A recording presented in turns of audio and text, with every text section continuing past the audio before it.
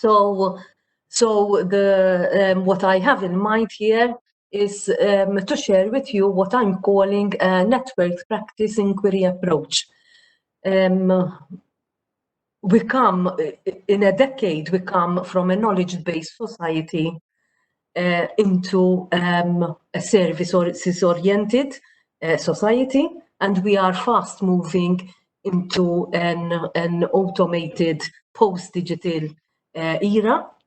And this is leading me to further and driving me further to explore the use of digital technologies for teaching, for learning, and for development. So yes, here I'm going to share with you what I'm exploring and some of my thinking about this. I'm going to share with you the research findings, a view, a small, a little window into the students' perspectives and what they see as opportunities and challenges, and some observations and reflections coming out of this work to help future work. So I hope that with my presentation, I can even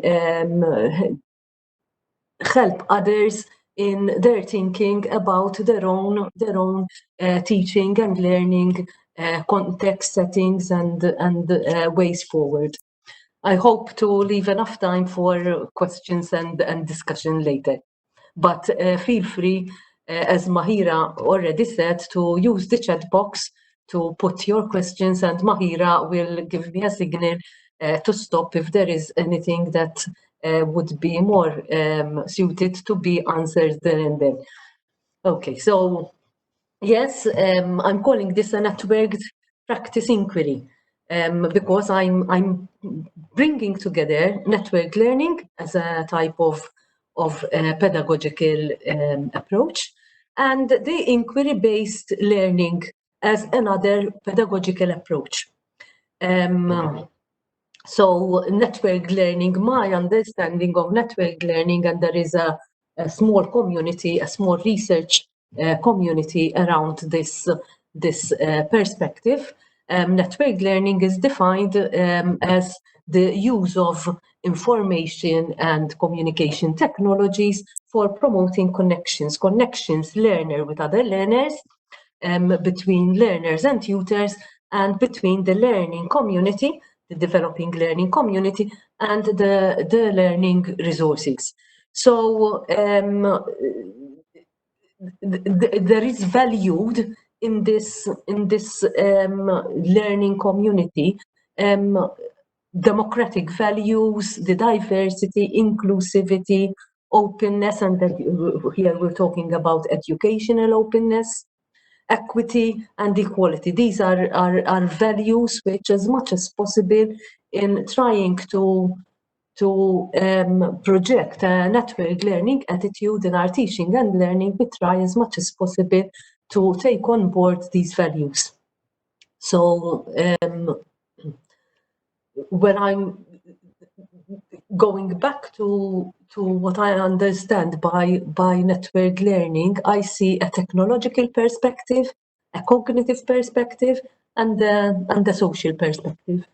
So the technological perspective, although technology is somewhat features into the learning, it's not the focus. The focus is on the learning, and the learning is seen as that connectedness with human and non-human others. So the technologies come into it as means to connect us, connect the learner with other learners, each learner, connect the tutors and the learners, connect the learning community and with the resources. From a learning perspective, the learning, it's not a question of being connected to the resources and doing your own thing. So it's that individual cognitive engagement with the resources, but that is not a sufficient condition for network learning. Network learning embraces a social learning understanding, moreover, that individual learning on your own. So from a social perspective, there is that connectedness. In fact, when we talk about network learning, it's there is this relational view, because it's all about human relations for learning, more over the technologies and more over the individual learning.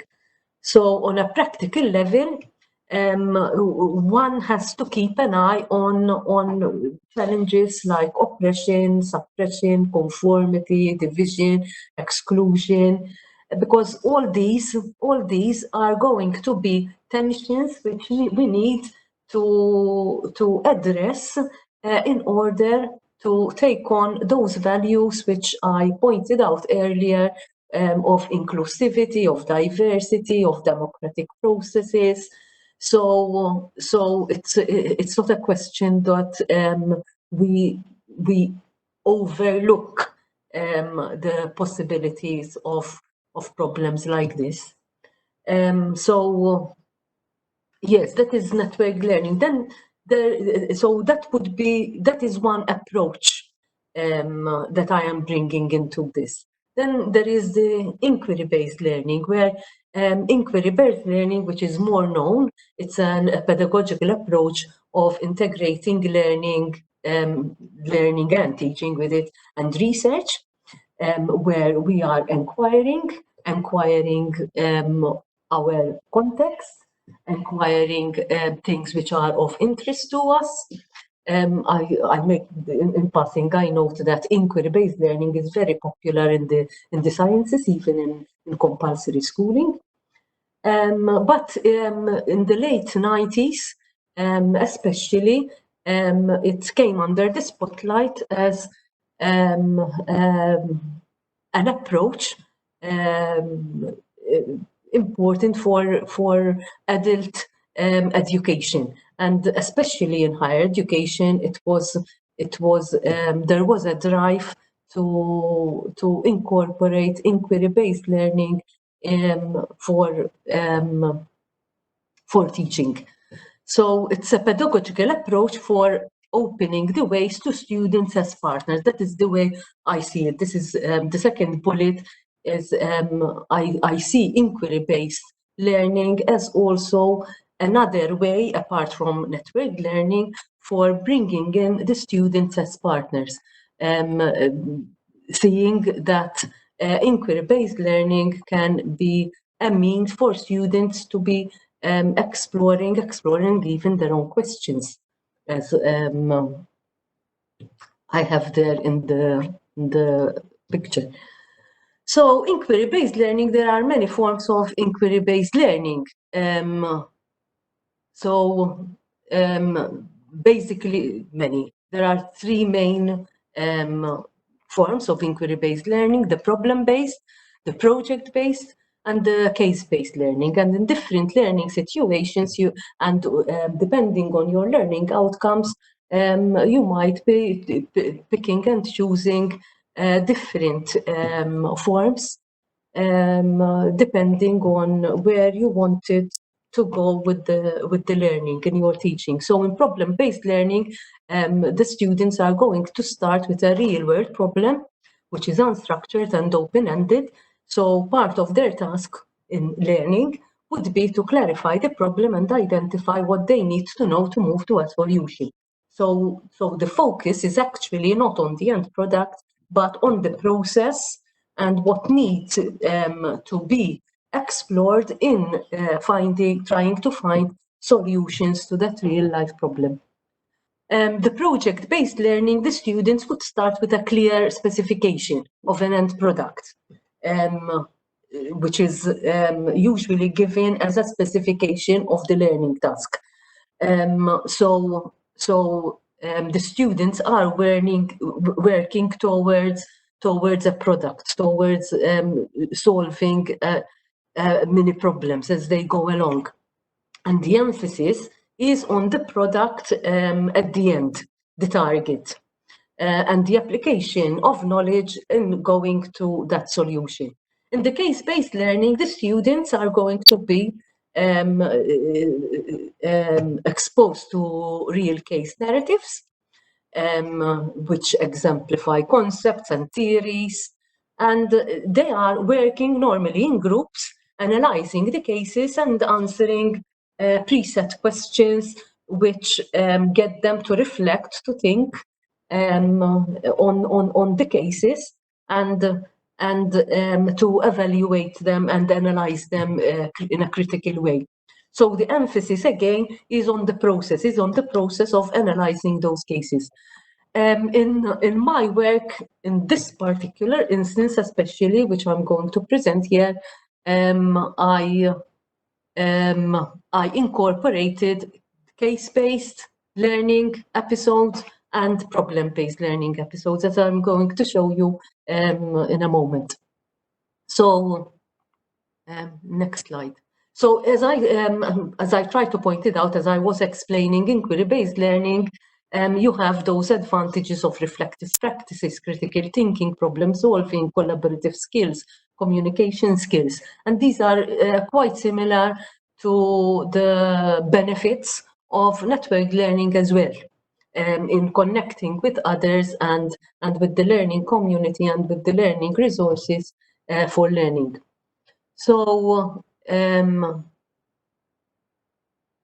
why can't I go to the next slide? All right.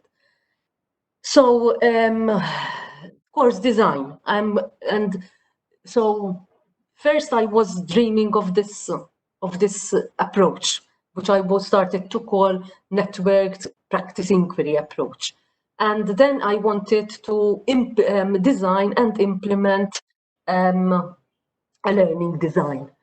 And so I had this particular study block, and I thought I would work on this this course to try to implement this course and see what how the students had to say about this, and whether they found it beneficial for their learning development and for their work practice. So the course, it was a blended one.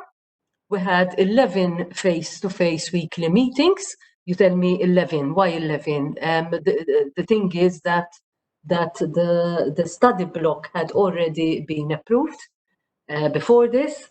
And so I had some limitations in how I could organize this learning, this learning course. So in those in those number of weeks, actually it dragged on for more than 11 weeks. Dragged on. I don't want to sound negative, because it was a really enjoyable experience, although challenging. We had these offline meetings, as I said, 11 times, and each was of 3 hours. And we had, during the meetings were planned to be discursive meetings, and permitting people to share experiences, I kept instruction to a minimum, basically, as much as possible, permitting the students to engage and participate with their own experiences and what they were seeing as themes important to discuss around the themes of the study block as we went along. So those were the offline meetings. The online meetings, we had a number of the discussions and debate on the study themes. There was an opportunity to explore different technologies, and even they had not only offline, but I also presented them with an opportunity to try offline technologies. And I note that, and they also for the offline, for the online activities, they had some peer reviewing, which basically I'm going to tie with the assessment, with the third point, because the assessment was multi-component.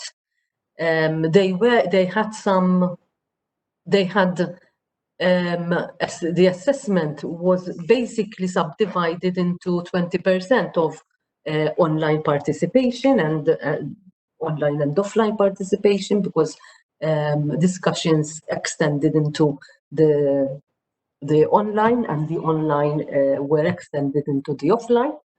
So as we went along, it started to become seamless.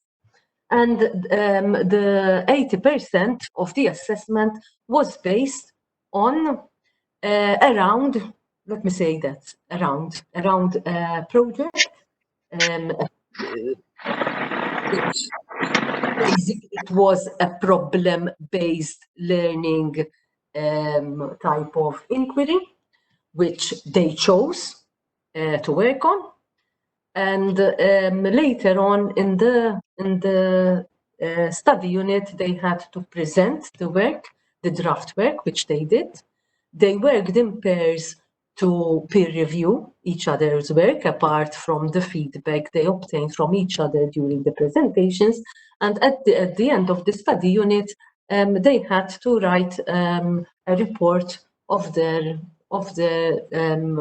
what they managed to do as either a design, problem-based work, or an critical analysis of a problem-based work. So basically, they were asked to look at their professional practice or life practices, find an issue which they wanted to explore, and either critically analyze it, or if they had some idea which they wanted to work with, instead of taking the critical analysis and evaluative route, to take a design outline route. So basically, the students were given that flexibility to even choose not only the problem that they were going to work on, but even the route which they wanted to take their own explorations. And yes, so basically, the course design, as I'm trying to describe here, was multifaceted, incorporating, overarchingly, it was a networked learning type of thing, but it incorporated inquiry-based learning episodes, with they had some individual learning tasks, like the readings, for example. They were provided with readings, they were provided with other multimedia resources. They had small group work, like they had in one of the face-to-face meetings, they were given case studies to work with in small groups, and then they had to come back to the face-to-face meeting with a presentation and a summary and a critical analytical summary of the case. And they had this problem-based learning inquiry, which they took forward through the length of the study unit and beyond. At least that was the plan.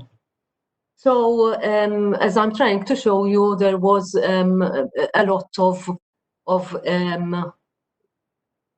cooperative and collaborative learning over and above the individual learning.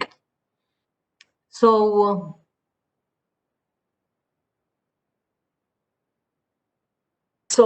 my question was, is it useful for students to engage for and on with digital technologies in this way, in this network practice inquiry approach? Does it inspire professional practice development? Here we're talking about mature students who have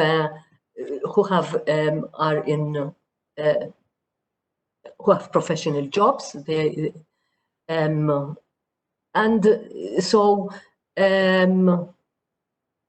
I was thinking that this network practice inquiry approach would help these mature students in their working and broader life context. So yes, I wanted to look at the student experience, which comes very much under the spotlight for different political, economical, social, cultural reasons. I am always hopeful that most stems from a genuine interest in students' learning and development, and that is what I try to aim for myself as well. And I note that locally we miss research on the student experience of digital learning, especially in my context of higher education. But I see this lacking in general locally. The exploration, as I said, was at level 7. They were postgraduate students on a social science program, and the students were professionals working in local communities. As I said, the research context was a study module, a study block. It focused on the incorporation of contemporary digital technologies in the discipline context. So for community development and activism. And students were professionals pursuing postgraduate studies on a part-time basis, because, as I said, they were on full-time jobs. So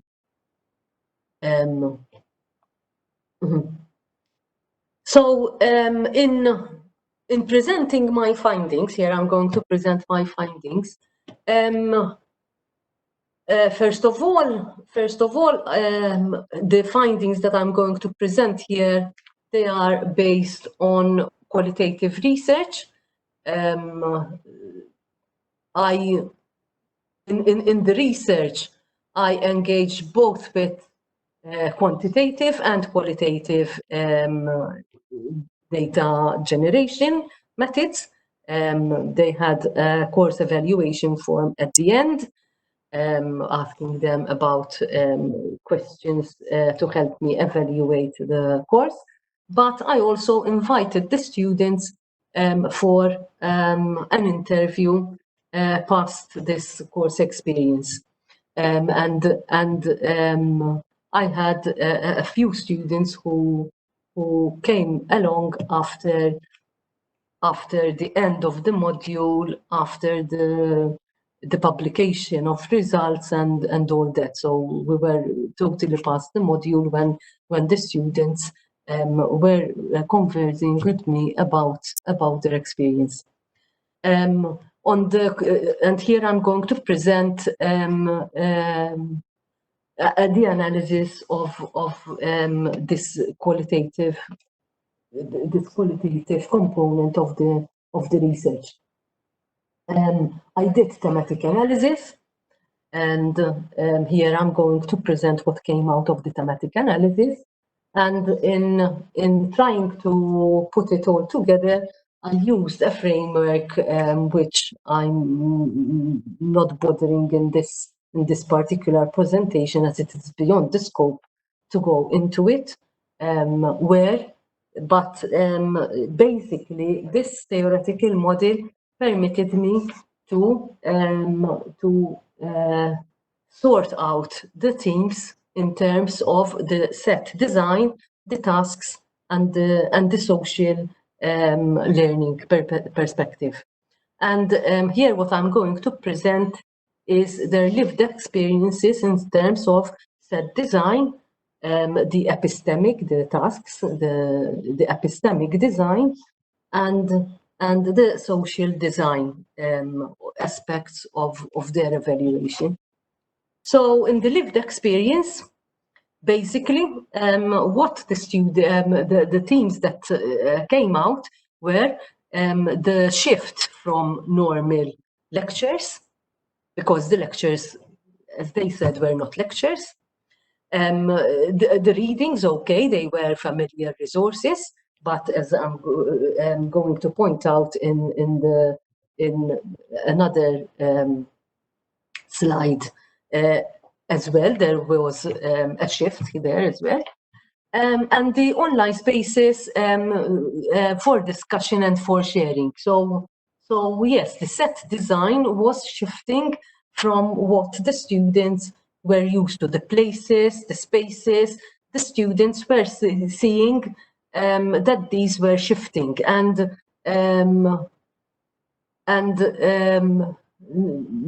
at times problematic, but at times they were celebrated.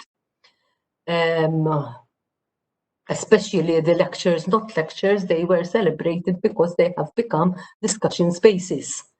The readings were celebrated because the readings were a springboard for their thinking, and a springboard for reflection. So in the set design, this shift, they saw it as very useful. These ideas of places and spaces and tools being retaught like this. The use of technologies, especially, they not only celebrated the use of technologies, but they were recommending especially the mobile technologies, as we're going to see in a quote in the next slide. And the exploration of unfamiliar technologies was found problematic. So in the set design, not all technologies are seen as are welcome, but some are found to be problematic. Like, for example, the use of Twitter was found problematic. There were some students who were finding it difficult to understand how to use them. And there were some students who totally rejected the technology. So there was appreciation also, and relevance of the tools and the materials. And they even acknowledged the need to keep the learning materials up to date. In this course, they appreciated the expert guests. I had one expert guest about smart learning, and they appreciated the involvement of guests, and even recommended that the future set designs should incorporate more. And they were giving their own ideas how the set design from that respect can be improved as well. So from their lived experience, I'm already giving you an indication here that not only they were seeing opportunities and challenges, but they were even adding to the set design that they would like to see in a future run of the course. So I think I'm missing a slide here. Wait. Yeah. So yeah, so one participant was saying those were not lectures where you listen and cannot speak. Obviously, that was really helpful.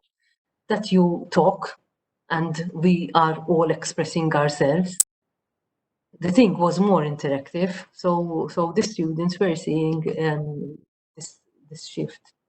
When I did the assignment, I emphasized that a person will access the website I was trying to create from the mobile rather than the PC or the laptop. I mean, we need to adapt our internet reach through the mobile. Nowadays, and she was showing me the mobile phone. Nowadays, this has become kind of my computer, because if I have an email, I answer it from here. I look at the calendar from here. If you have a Facebook account, you access it from here. And here you have the best thing, because it is practical and lightweight. True, it is addictive as well.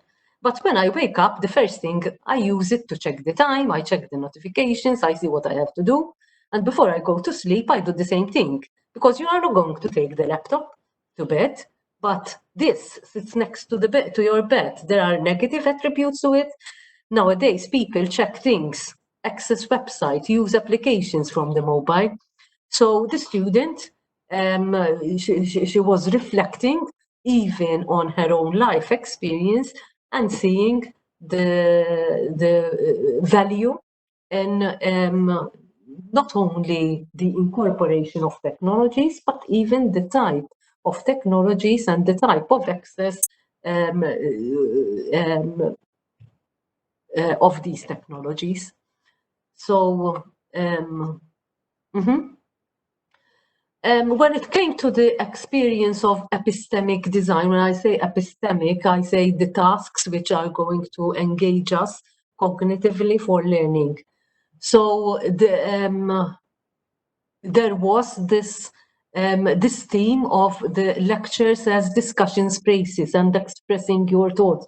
Even the quotation which I read to you, the first one, in the previous slide, illustrates this. The readings, they were a springboard for reflection. What was problematic is that face-to-face, the discussions were fine and okay, but online, the discussion was problematic. Because the students were not used to this online discussion, this writing online, and having others viewing what they were writing and responding to that, and it was found to be, it was taking them out of their comfort zone. So it was found quite challenging.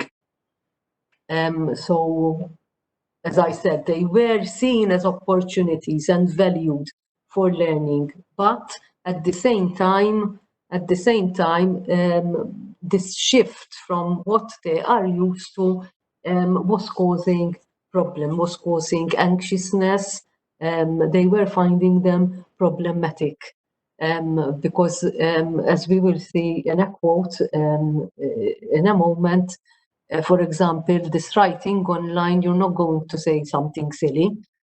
So you have to think when writing. It's not like being in a meeting room and just talking. It's different. So they're seeing it different because the writing is going to stay there.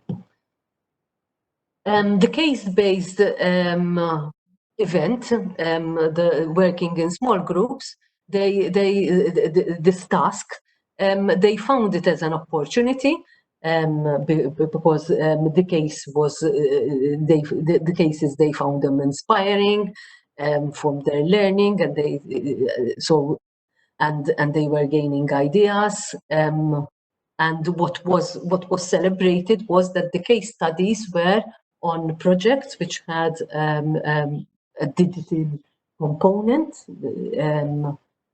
and they could access the websites of these actual cases. And some of the students were registering on these projects, and people were talking to them, and they were building their network. And so they really were very excited about these case-based learning episodes. However, again, there were challenges they were finding in working together. There was, especially when they were introduced to the idea of small group work, at first they were resistant in working with others. How are we going to work with others? What I found really working is that I let them form their own groups. So the students had already worked with each other in previous study blocks. So they grouped themselves into small groups, and it turned out it worked well for them and for the learning. The problem-based task, they had to choose their own problem to work on and to explore and inquire. They found it as an opportunity to work on something useful for their communities. They were given the opportunity to choose something from their professional practice or something outside of their professional practice and their life practice. But all the students chose to work on an issue, on a problem, on an idea in their professional practice, and they found that very useful. Dr. Maria Cutajar, yes? Somebody in the chat said, how were these lectures conducted in familiar places, and what was the time base allowed? The first question I can answer straight on. The meetings were on campus, in places that they knew, and all that. The second question, can you elaborate a bit on the time frame? So Mary Berry, if you can let us know, either by unmuting yourself and speaking to us, or else by writing in the chat box. It's your preference.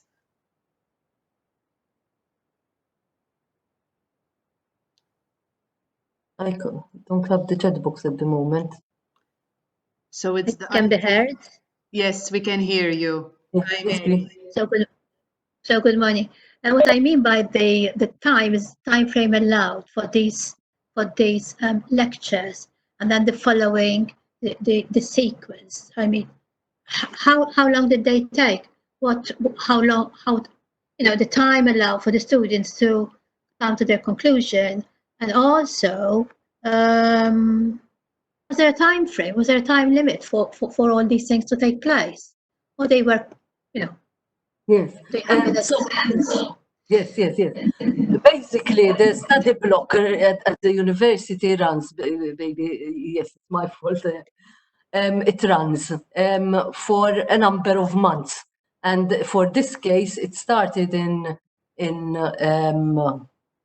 October, and it ran through to, actually, it ends in January.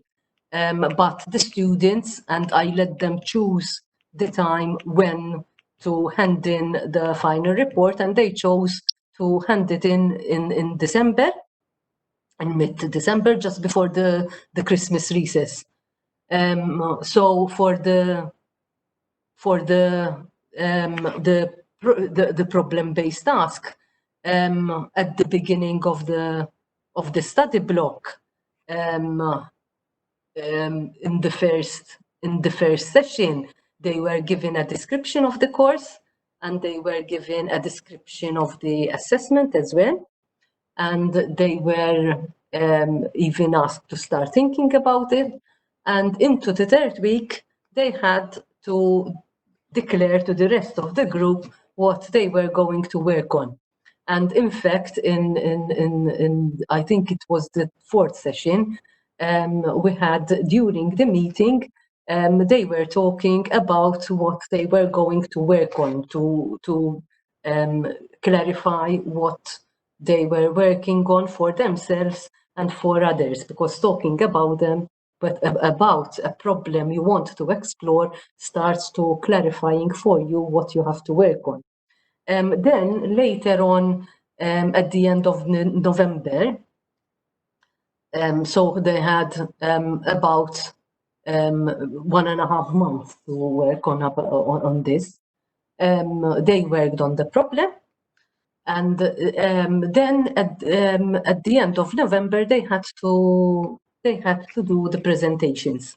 Then they had, apart from the feedback which was going on during the presentations, they had a week to post their peer reviews, and they posted them online in one of the spaces online which I prepared for them. And then they had some time to continue polishing their report from the feedback they got for submitting their final account. I hope that was for the project task. For the cases, they had about a week to read the case, get together in their own time, and come up with a presentation. That was a relatively small task. The case-based learning. It was only the case was about 8 pages of reading, describing, but as I said, they explored the web links they had. Some of them were registering on the websites and talking to people, so they took it much further than I even from what I was expecting them to do. So that was really really exciting. And Dr. Cutajar, in addition to the questions that Ms. Berry had, someone asked about the problem-based task. Can you share an actual problem and how this problem was tackled? So I think what they mean is in practical terms, what is a problem-based task, if I understand this question correctly? Oh, actually, it was the students who were choosing their tasks. For example, there was a student. She was working in a particular entity, public entity. I'm not going to mention the actual entity because for ethical reasons. And she was saying that it would be worthwhile to redesign a website, to do a website, the one whom I'm quoting, whom I've quoted in the previous slide. And she had this idea, and she wanted to work on an outline of providing a digital dimension that could be used to reach out into the community members in that particular situation. And she was working on this problem and doing an outline of this website and what the purpose is of this website and the issues that she was addressing and how she was addressing them. There were others who chose to work on analyzing say in the particular working situation, they were already using digital technologies in their work. And she chose a particular system. When I say she, it might be a he. I'm not distinguishing the gender. So basically, this particular student decided to do an analysis, a critical analysis of this particular problem. So she was seeing the digital technology being a dimension of a particular system, and she took a critical stand evaluating that particular situation. So she was systematically considering this particular system, how it worked, what the strengths and the weaknesses of this system, and making recommendations for improvement. So the different students were coming up with a lot of different ideas, but it wasn't I as a tutor who was telling them what to do. They were coming up with their own problems and what they saw issues that needed to be addressed in their own work.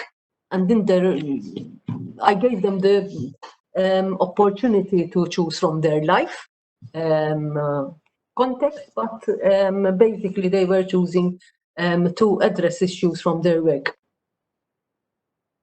I hope I answered the question. Thank you, Dr. Cutajar. All right. All right. So when it comes to the epistemic design, I think that as a course it was too demanding. They did say that it was too demanding. They had quite a lot considering the shift from what they are used to. They were finding it as demanding because you have to put an input every week. So now we are mature students. At least this is the way I work. I go for lectures, take notes. When the assignment comes, I think about it. Then I spend about a fortnight mentally preparing for it, this and that, and thinking about it during the lectures. Then I sit down and write. With this, you had to work from the start. It was difficult to contribute as I would have liked, or perhaps I could have gained much more. For the students, they're not used to starting to work from the beginning. And in fact, it even showed in the problem-based learning, because what was planned to be a final draft when they did the presentations at the end of November, there were some who were still in the very, very early stages of development, even though they did quite, they put a lot of work in the next few weeks they had before handing in their report, because they're not used to it. It was a shift from the ingrained culture. So another said, I am happy with the project that I chose to work on because it is something that can actually be implemented for years. So at the end, it is not a question of doing an assignment, a project, and then we forget about it. So they were finding this useful for their professional practice. So when it came to the social design, the experience of the social design, it was, in my opinion, the most challenging bit, because participants were challenged by the social learning aspects of the program. And I believe many of the problems that arose were had the human relations coming into play. So they celebrated the discussion. As I said earlier, they were comfortable offline but hesitant online. The group work was highly appreciated yet feared, as I was saying earlier. And the peer reviewing, they found it as very, very important and significant. I had a participant saying, but this should come into every course to emphasize how valuable the person was seeing it, yet problematic,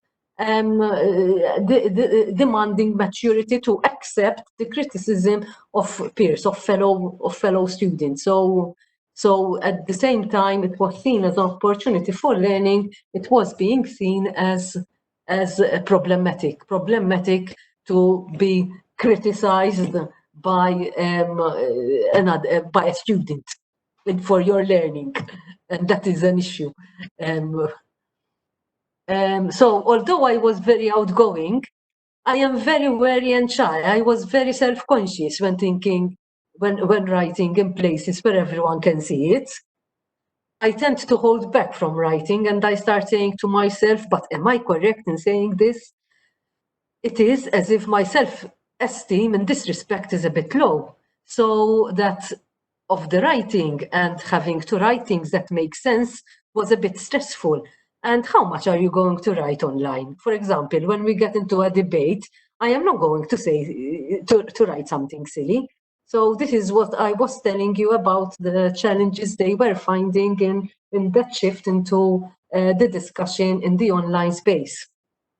On the peer reviewing, the second quote, there may be people who do not like it, referring to the peer reviewing. But if you genuinely give constructive feedback, you do not have to dislike it. Maybe we are grown-ups. We have reached a certain age, and maybe with the younger ones, they may be annoyed that a younger peer reviews their work, but personally it did not upset me. On the contrary, it was helpful because those things that I failed to see, they were noted by the other person, and we discussed them. I mean, we should not be upset by peer reviewing. In fact, I learned that the students, before posting their peer reviews, they were discussing them amongst themselves. So that learning, that connectedness for learning was occurring invisibly to me, but it was happening, as they said later. So the findings in brief, the students welcome the set design, which integrates and incorporates contemporary technologies, and as I try to point out, they recommend more and demand it to be responding to their learning needs. They appreciate and value the epistemic designs, which encourage them to reflect on their professional practices, to actively explore, critically appraise, and devise alternative ways of going about their practices, professional practices, but they are also uncertain of themselves and of others. And they also underlined the external constraints, such as time and work demands in completing the task, as much as they would have liked them to be. So with regards to the social design, the students, as I said, the most problematic they found was that student-student connections. They were uneasy, suspicious, not so much trusting, because they were these connections, the student-student connections, we don't see them much visibly and in the formal spaces in traditional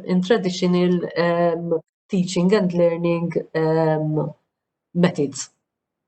So yes, this is coming from my earlier work about the relationships for learning. And I note that the student-student relationship is the most problematic. They also find problematic, even though they are mature students, to recognize and to see the connection that students and teachers are both learners and teachers for each other, and they see that the teacher is leading the students, but they don't recognize that at times it may be the student who is leading the teacher with her experiences, because the students have learning experiences which may be new to the teacher. So they were not so much comfortable in seeing that in the open. Again, the students and the resources. The students are not still not recognizing so much that they are the sources of resources as well, not only the teacher. They can be the source of resources as well. So in going more towards student-teacher partnerships, we need to seek ways how to strengthen these relationships as well, in my opinion. So I note that this was a small scale research. The number of participants was small.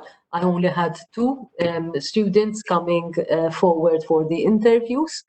I note the researcher insider influences because previously I was their tutor, and I see future cycle taking on board the students' recommendations.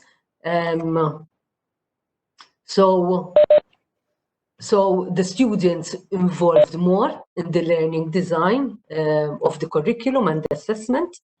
I am now thinking even of trying to find ways how they devise the criteria of assessment as well.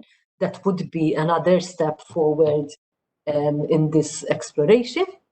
Further research exploration on the student experience to help widen this small window that we are seeing here.